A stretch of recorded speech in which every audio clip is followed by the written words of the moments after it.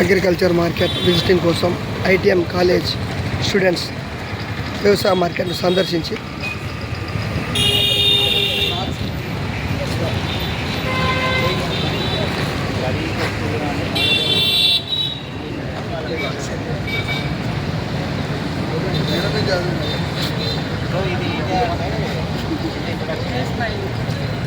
ఏషియాలో one of the second largest market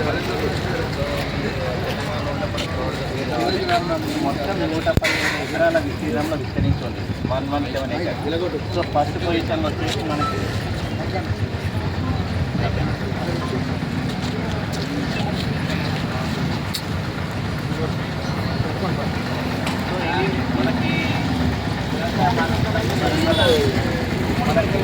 ఏషియాలో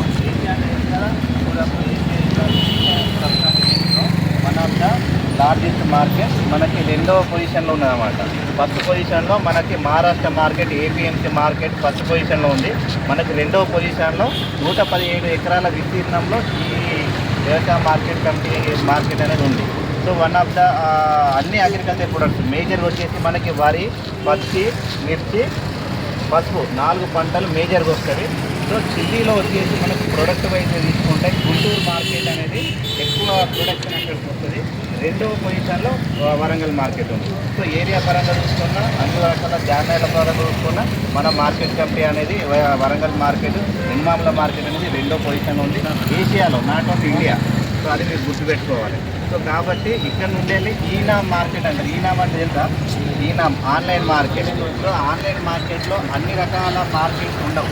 so Warangal market ఉంటుంది. అంటే ఇక్కడ పెట్టి రైతు ఇక్కడ ఉన్న వాళ్ళు కూడా కొనుక్కోవచ్చు అన్నమాట. ఇక్కడ ప్రోడక్ట్ ఆన్లైన్లో మార్కెట్ ఫిట్ చేయడం అంటారు, ఆన్లైన్ అంటారు.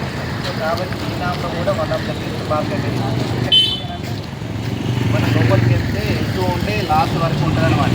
ప్రతిదీ మార్కెట్ చిల్లికి ఒకటే సపరేట్ యార్డ్ ఉంటుంది. ఒక 5-10 ఎకరాలు, పసుపు ఒక 10 ఎకరాలు, సో పప్పు ధాన్యాలకు ఒక వింగో ఇట్లా ఉంటుంది అనమాట అక్కడ లోపల మనకు. సో కాటన్కి వచ్చేసి, చిల్లీకి వచ్చేసి one of the best market. So పసుపు కూడా మనకు లార్జెస్ట్ క్వాంటిటీ వస్తాం అన్నమాట ఇక్కడ. సో కాబట్టి ఈ మార్కెట్ గురించి స్టడీ చేస్తే మనకు అన్న కూడా కొంచెం చెప్తాడు ఏం చేస్తారో మార్కెట్లో, ఎట్లా కొంటారు, ఎట్లుంటుంది చిన్నగా లోపల జరిగేది ఏంటన్నది. ఎప్పుడైనా రైతు మనకి ఇక్కడ దాకా ప్రోడక్ట్ వచ్చేది మార్కెట్ ఎందుకు స్టార్టింగ్ తీసుకొచ్చినామా అంటే మనకు రైతు ఏది ఉన్నా మార్కెట్ డ్రివెన్ అగ్రికల్చర్ వస్తుంది.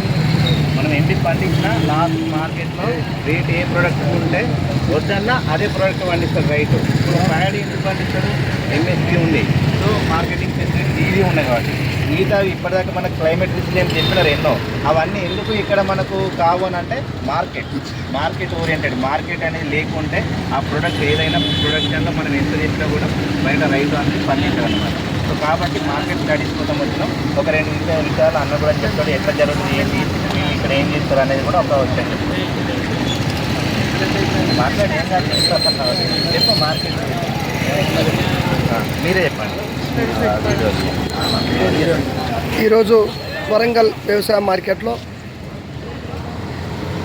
వాళ్ళు ఎవరైతే మన స్టూడెంట్స్ వాళ్ళు కంప్లీట్ చేసుకొని, అంటే వ్యవసాయానికి సంబంధించినటువంటి ఉత్పత్తులకు సంబంధించినటువంటి దానిని ఎలా అయితే ఈ యొక్క రైతు లబ్ధి పొందుతారు, లాభాన్ని ఆర్జించే విధంగా ఏ పంటలు ఏ భూమిలో వేయాలి, ఆ వ్యవసాయానికి సంబంధించినటువంటి దాని మెలకువలను తెలుసుకొని మార్కెట్లో ఉన్నటువంటి రైతులకు వారికి అదేవిధంగా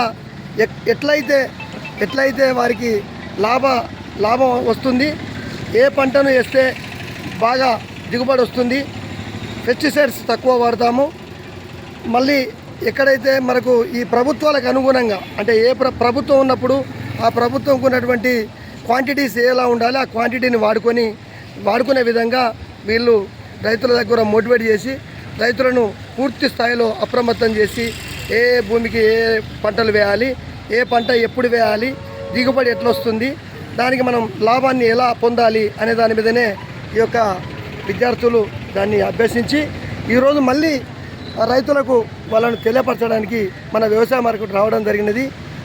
ఐటీఎం యూనివర్సిటీ గ్వాలియర్ మధ్యప్రదేశ్ నుండి వీళ్ళు రావడం జరిగినది. వారికి మన సార్ వారికి ఎక్స్ప్లెయిన్ చేయడం జరిగినది. అలాగే మార్కెట్ సంబంధించి లోనికి వెళ్తున్నారు. లోనికి వెళ్ళి ఈ పంటల యొక్క వాటి ఉత్పత్తుల యొక్క నాణ్యతను ఎలా అయితే ఉంటాయి, ఈ మిర్చి ఏంటి, పత్తి ఏంటి, పల్లికాయ ఏంటి, పసుపు ఏంటి అనే దాని మీద వాళ్ళు పూర్తి స్థాయిలో ఎంక్వైరీ చేసి దానిపై నిజ నిర్ధారణ చేయడానికి ముందుకు వెళ్తున్నారు. థ్యాంక్ యూ, ధన్యవాదాలు సార్.